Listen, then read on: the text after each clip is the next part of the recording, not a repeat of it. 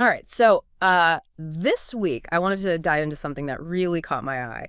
And I think, you've been looking into this too, right? Yeah, definitely. It's that whole HSBC Zing thing. Remember that? Oh, yeah. Their attempt to kind of like, Take on the world. take on the world. Yeah, take on Wise and Revolut, The fintech disruptors. Yeah, exactly. The big international payments scene. It shut down. Less than a year after launch. Less than a year after launch, yeah. Yeah. It's Pretty crazy, right? It is. And it's easy to kind of just dismiss it as like, oh, another big bank tries to do fintech and they fail. Right. Another one bites the dust. Exactly. But I think, from what we've been talking about and the UX analysis that you've shared with me, I think there's actually a lot more to learn here than just, kind of that surface level takeaway. There is. And I think what's really interesting to me is that on paper, Zing had all the right ingredients right. Oh, okay.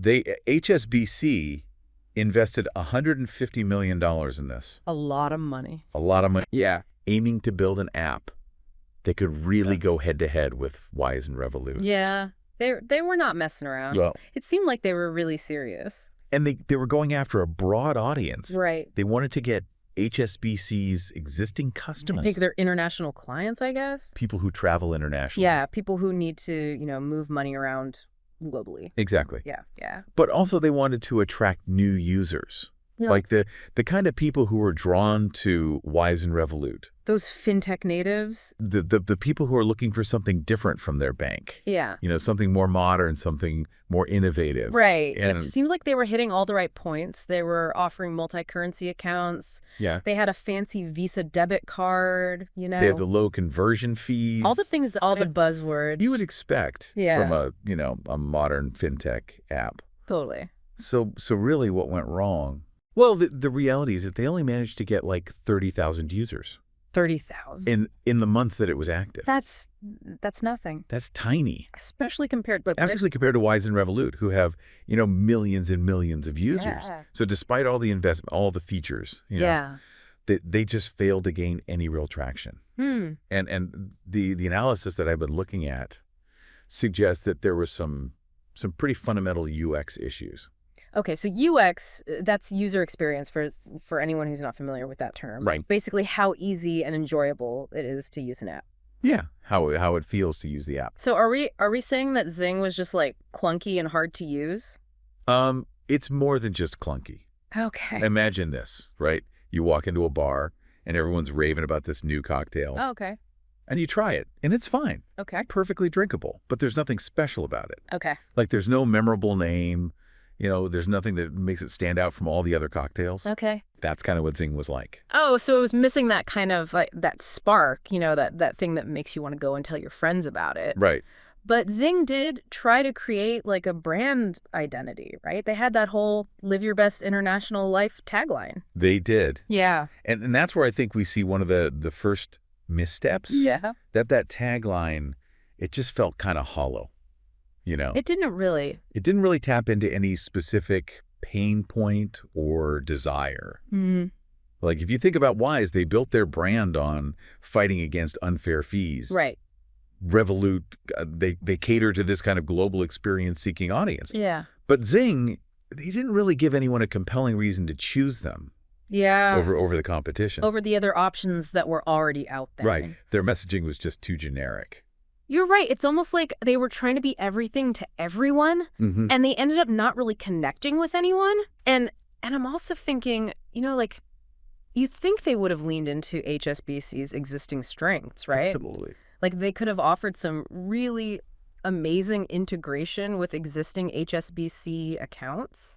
Yeah. Unique perks for HSBC customers. Things that Wise and Revolut can't match. Yeah, exactly. Like they had that advantage. They had this huge advantage. And they didn't use it. Yeah, it seems like they were so focused on copying the competition that they forgot to play to their own, their own strengths. Advantages. Yeah. And this brings up another point that I found really interesting in the analysis, right, which is this idea of dopamine banking.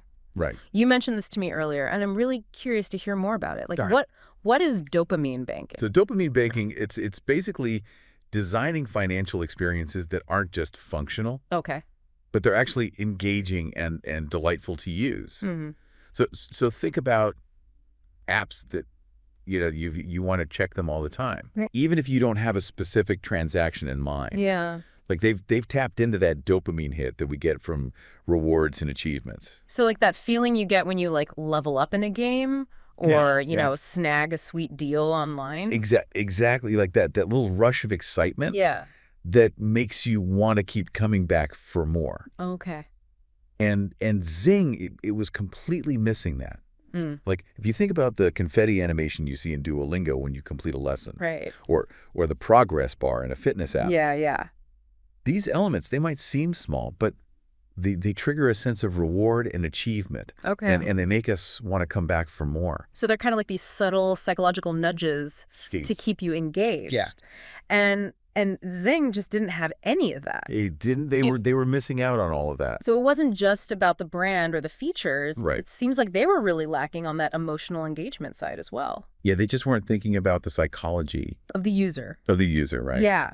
Okay, and on top of all that, Mm-hmm. I mean, we've talked about the brand, we've talked about the features, we've talked about this kind of dopamine banking idea, Right. but Zing was also plagued by like operational and user experience issues. Yes.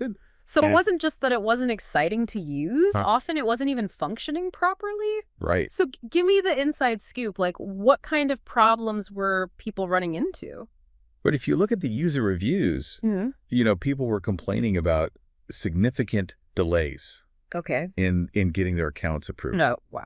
Transactions getting blocked for seemingly no reason. That's frustrating. Slow transfer times and even like the fees ended up being higher Oh, really? than what was advertised. So not only was it not a great experience to use, it wasn't even Wasn't even doing what it was supposed to do. reliable or affordable. And it, especially when you consider that Wise and Revolut, they're known for their smooth Yeah. and reliable user experience. Yeah. So Zing wasn't just failing to meet expectations. Right. It was actually actively falling short Yeah. in the areas that matter most to users. It's like they launched this, big flashy product, Mhm. but they didn't make sure that all the, the nuts and bolts were actually working properly. Yeah, it's like they built this beautiful car, but they forgot to put an engine in it. Right.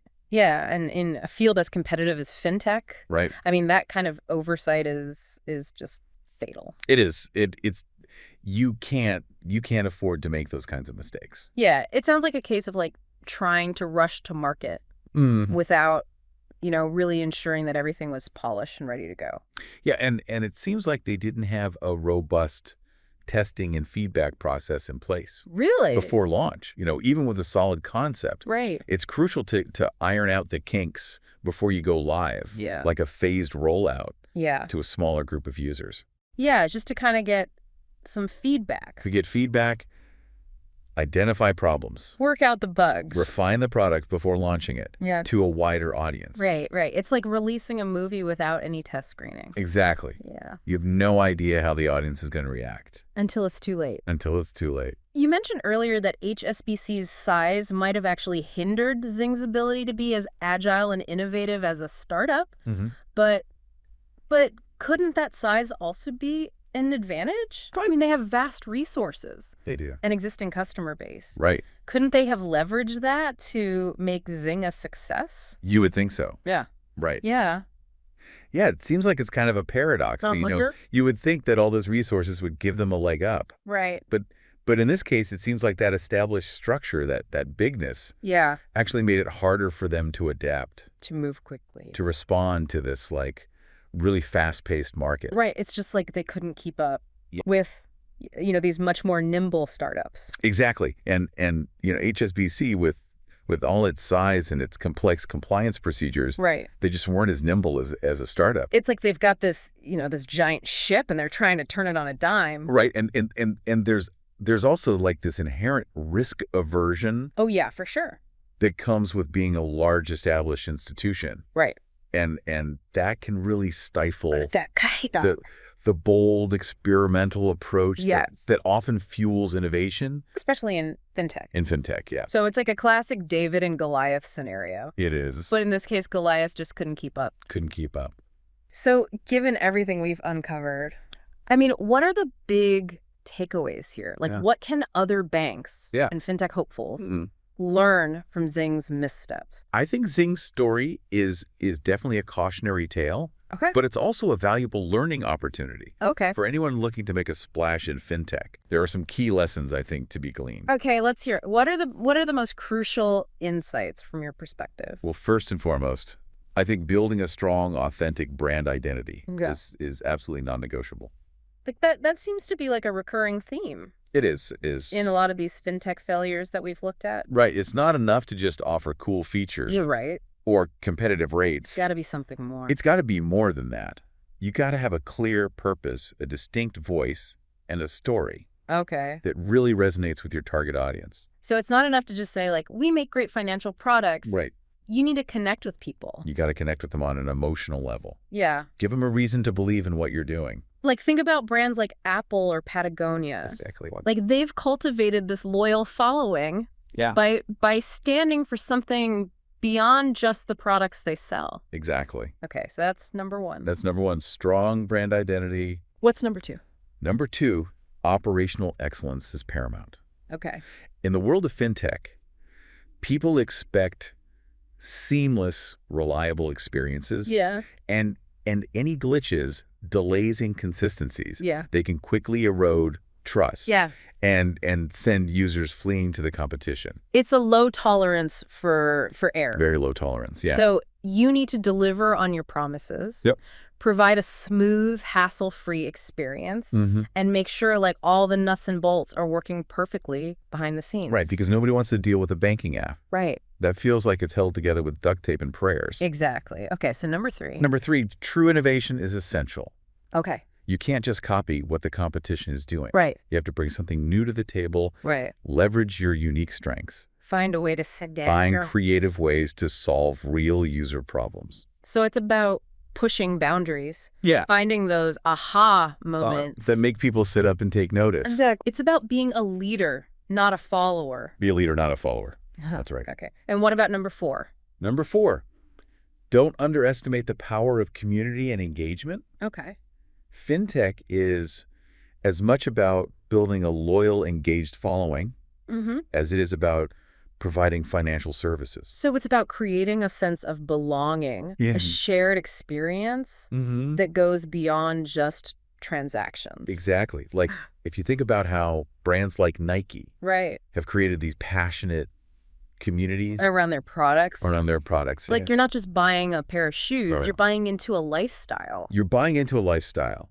You're part of a tribe. Yeah. And Revolut's another great example. Right. They've built this really vibrant community around their app. How have they done that? By incorporating social features, gamified rewards, a sense of exclusivity. Okay. They've turned banking into this kind of shared experience. It's really powerful. So it seems like Zing was missing the mark on all these fronts. Yeah, pretty much. It was a generic product, poorly executed, failed to connect with users on an emotional level.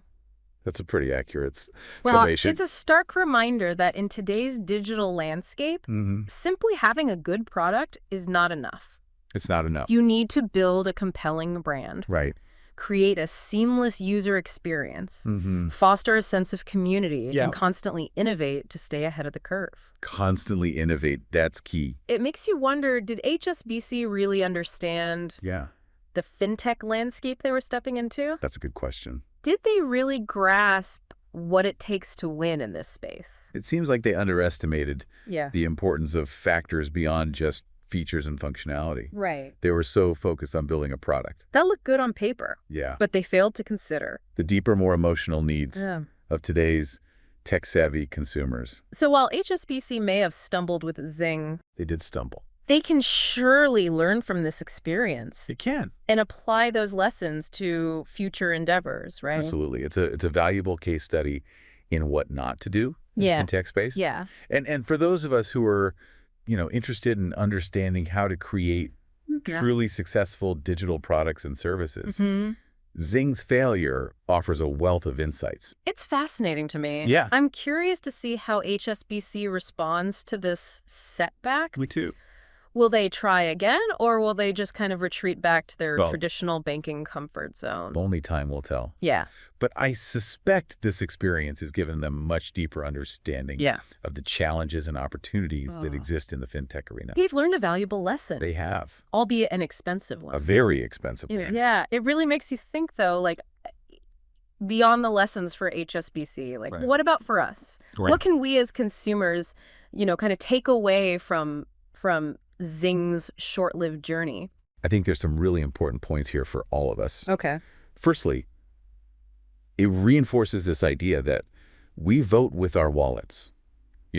Okay. We have the power to choose which companies and products we support. Right. And that choice should be based on more than just flashy features or a low price tag. We need to look deeper. Okay. Understand what a brand represents, what your values are. Yeah. How they treat their customers. So do your research. Yeah. Read the fine print. Don't be afraid to ask tough questions. Ask the tough question. Before you hand over your hard-earned cash. Absolutely. To these companies. And it's not just about avoiding bad actors. Okay. It's also about actively supporting companies that are doing things right. Right. Companies that are aligned with our values. Yeah. Companies that are truly trying to make the world a better place. It's interesting that you bring up the idea of values, because we've talked a lot about dopamine banking and how those design principles can be used to create these engaging, even addictive experiences. Right. But there's a flip side to that, isn't there? Absolutely. There's a double-edged sword there. Okay. Those same principles that can be used to create positive experiences, right, they can also be used to manipulate and exploit users. Right. Some companies are using these techniques to create a sense of urgency, FOMO anxiety, to push people into spending more money or time on their platforms. So how do we as consumers spot the difference between genuine good design and manipulative, dark patterns? That's the million-dollar question. Yeah, what are some red flags to watch out for? Well, a good rule of thumb is to pay attention to how an app or product makes you feel. Okay. If it makes you feel pressured, anxious, or stressed, that's a sign that something might be off. Okay. Pay attention to those apps that bombard you with notifications. Make it difficult to unsubscribe. Oh, yeah. Or use tricky wording to obscure fees or conditions. Right. It's about being mindful of those subtle psychological nudges. Yeah. And asking ourselves, is this design truly serving me, or is it trying to manipulate me? Exactly. A genuinely good design should make you feel empowered, informed, and in control. Right. It should enhance your life, not detract from it. So the next time we're tempted to download that shiny new app or sign up for that free trial, let's take a moment to pause and ask ourselves, is this designed to help me or to hook me? Excellent advice. Yeah. And if you're not sure, do your research, read reviews. Yeah. Listen to your gut instinct. Your gut's usually right. It usually is. So Zing may be gone. It is gone. But it's left behind some valuable lessons. It has. Not just for HSBC, but for all of us. I think so. It's a reminder to be discerning consumers, to support brands that align with our values, and to be mindful of the subtle ways in which design can influence our behavior. It's a story that I think has implications far beyond the world of fintech. Yeah. It's a reminder that in today's digital landscape, where we're constantly bombarded with choices and information, it's more important than ever to be thoughtful, to prioritize quality over quantity, and to be aware of the forces at play behind the screens. Well said. Well, on that note, I think we'll leave you to ponder those thought-provoking insights. Indeed. Until next time, fellow deep divers. Yes. Keep exploring, keep questioning, and keep diving deep.